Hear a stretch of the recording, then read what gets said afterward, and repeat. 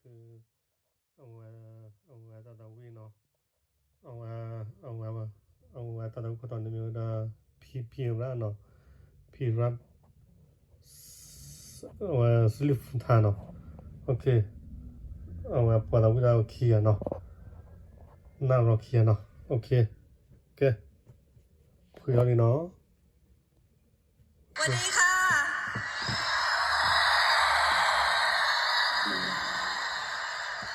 ก็เพลงที่จะร้องเคยเป็นเพลงที่ให้สัมภาษณ์ไปว่าเป็นเพลงรักของ Silly Fools ที่อุ้มชอบมากที่สุดคิดว่าทุกคนร้องได้ด้วยเพราะฉะนั้นช่วยกันร้องค่ะ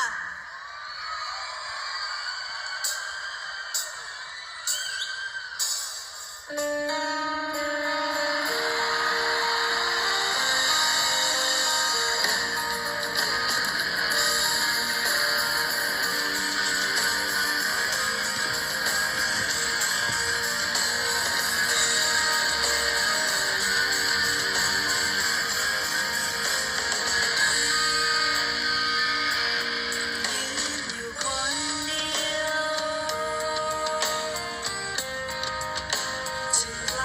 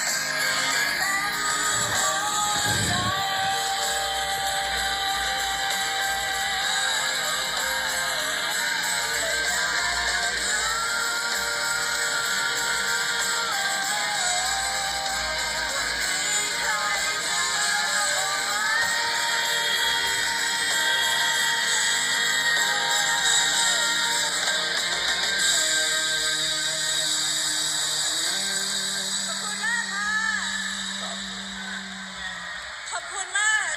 ขอบคุณพี่ๆทุกคน ขอบคุณซิลิฟูสทุกคน จริงๆแล้วตอนซ้อมในปากซีดเลยนะครับแล้วก็ตื่นเต้นมาก